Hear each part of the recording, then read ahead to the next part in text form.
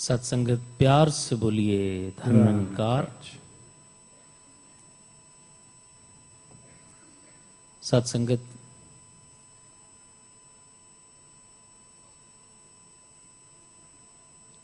दास को ऐसा महसूस हो रहा है कि जब जब भी हम संगत में आते हैं, जब जब भी सच्चे पातशाह सतगुरु बाबा जी रहमतें बरसाने के लिए स्वयं चल के आते हैं, तो सत्संगत कहीं ना कहीं हमारी जिम्मेदारियां कुछ और बढ़ जाती हैं। कहीं ना कहीं सतगुरु को हमसे उम्मीद हो ना हो, दुनिया को हमसे कुछ और उम्मीदें बढ़ जाती हैं।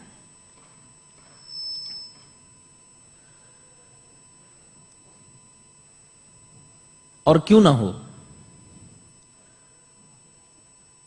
जब हमारा दावा है, जब हम बड़े गर्व के साथ ये कहते हैं कि हम बाबा जी के गुरसिख हैं, we are the followers of Nirankari Baba ji, तो सत्संगत ये अपने आप में एक सेंटेंस नहीं है, ये अपने आप में एक रिस्पॉन्सिबिलिटी है।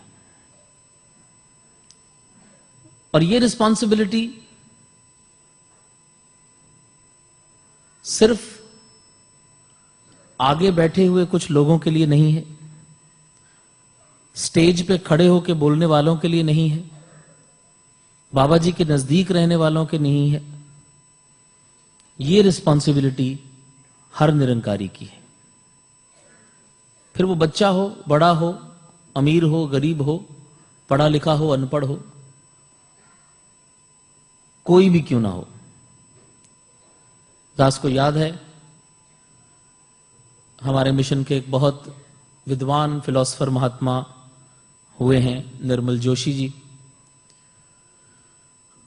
उन्होंने एक बार ये बात कही थी कि जब एक दाल का पतीला पकने के लिए रखा जाता है,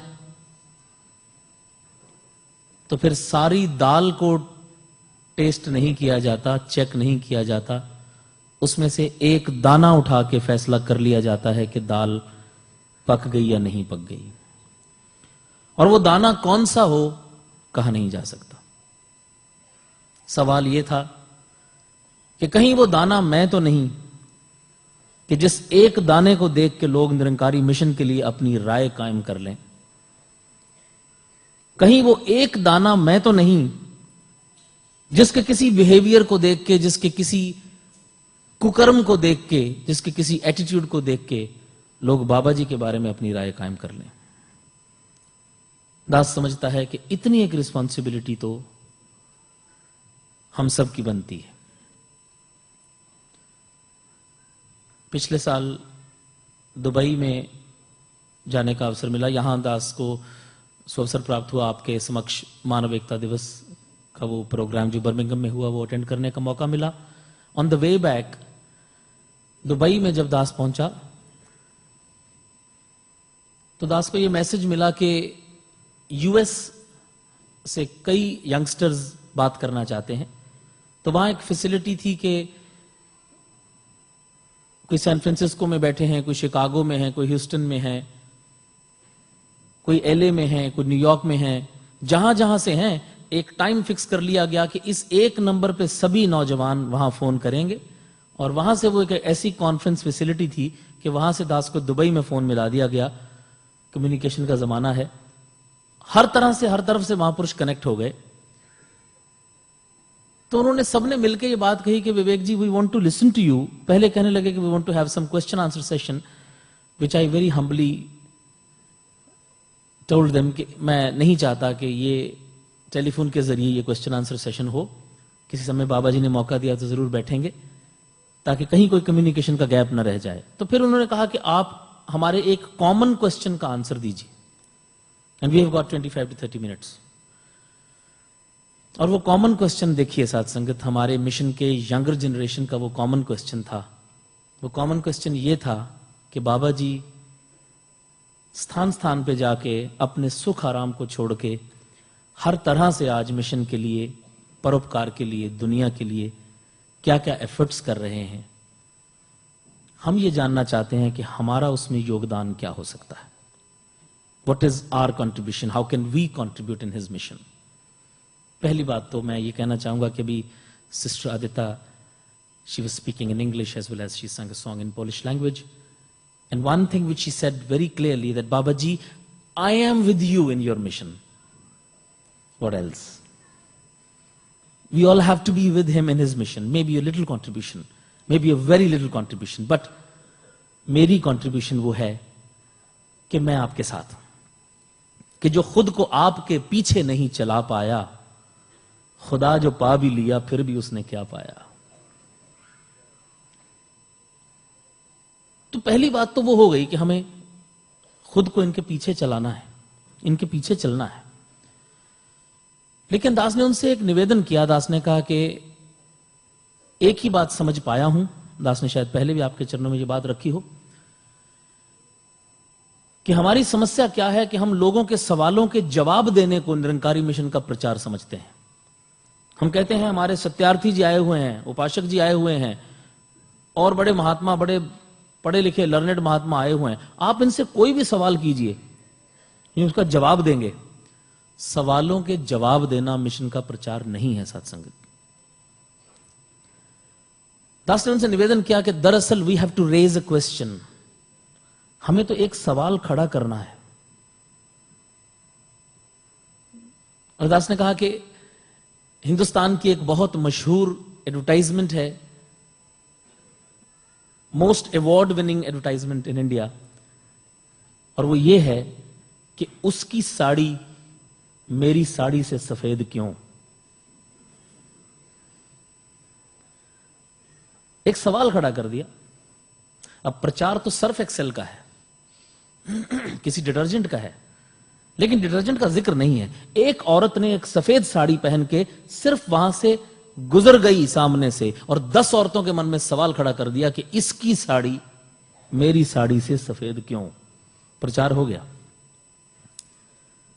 जिस दिन मैं अपनी जिंदगी से, अपने जीवन से लोगों के दिलों में यह सवाल पैदा करने में कामयाब हो जाता हूं कि ये इंसान मुझसे अलग क्यों, तो जवाब तो एक ही है, because of my lord master. प्रचार तो इन्हीं का होगा, प्रचार तो मिशन का ही होगा, लेकिन वो होगा तब जब लोगों के दिलों में यह सवाल पैदा होगा। जिस दिन मैं लोगों से कहूंगा आइए हमारे पास, हमारी बात सुनिए, बाबा जी के पास ये है, बाबा जी के पास वो है, लोग कहेंगे आपके पास सब कुछ है, मेरे पास टाइम नहीं है, सॉरी मैं बहुत बिजी हूं।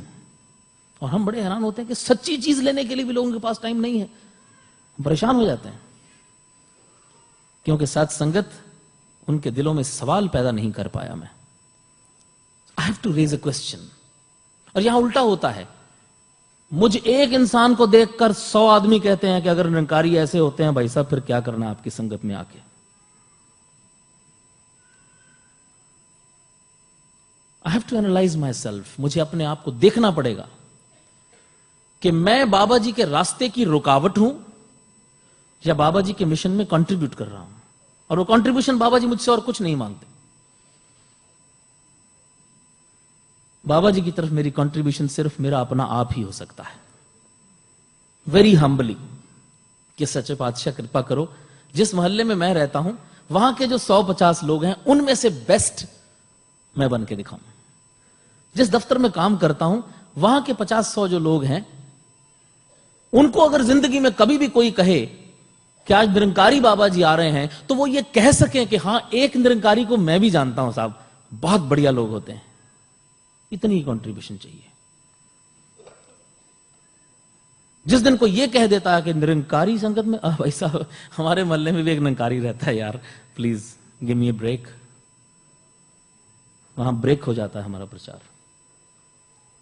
इसलिए दासी कह रहा है कि रिस्पॉन्सिबिलिटी हर बच्चे की है, हर बड़े की है कि इश्क ने मुझको नवाजा है इस इनाम के साथ, लोग लेते हैं मेरा नाम तेरे नाम के साथ। अगर मेरा नाम तेरे नाम के साथ लिया जाता है साथ संगत, तो फिर मैं इक्वली रिस्पॉन्सिबल हूं।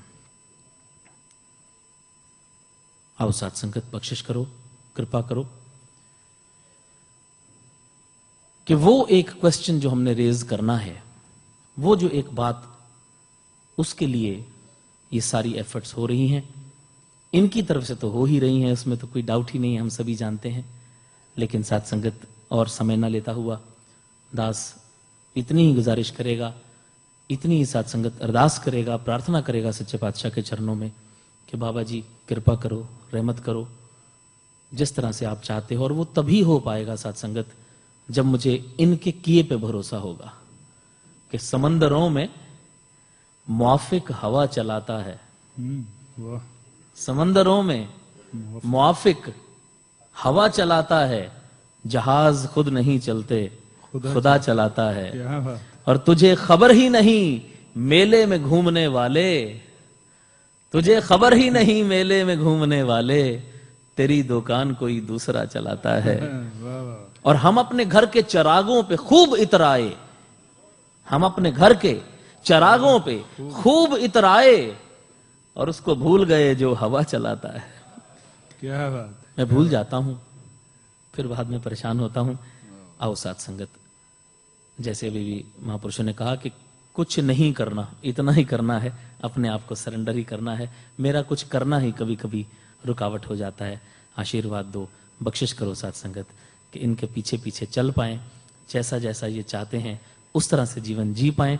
एक आखिरी सेंटेंस कह के इजाजत चाहूंगा कि एक बार वो दास ने आपके चरणों में पहले रखा, शायद लास्ट ईयर भी, कि किसी इंटरव्यू में न्यूयॉर्क दास से उन्होंने पूछा था कि इतने बिजी स्केड्यूल में आपकी शूटिंग्स होती हैं, शोज होते हैं, फिल्म लाइन से जुड़े हैं, आप स्पिरिचुअलिटी के लिए टाइम कैसे निकालते हैं? How do you get time for spirituality? किसी जर्नलिस्ट ने पूछा था। दास ने उनको निवेदन किया था कि how do you get time to breathe? सांस लेने के लिए समय कैसे निकालते हैं? कहने लगे you don't need to have extra time for breathing. I said you don't need to have extra time for spirituality. Spirituality is a way of life, what he is teaching. जीते जागते, उठते बैठते सोते, हर तरह से स्पिरिचुअल हुआ जा सकता है। लेकिन वो जर्नलिस्ट लोग होते हैं, कहता है I will reframe my question, I will restructure my question. शब्दों की कमी नहीं होती। कहने लगा आपने एक निरंकारी मिशन का जिक्र किया, तो मिशनरी एक्टिविटीज के लिए तो समय चाहिए होता होगा ना, तो मिशनरी एक्टिविटीज के लिए समय कैसे निकालते हैं?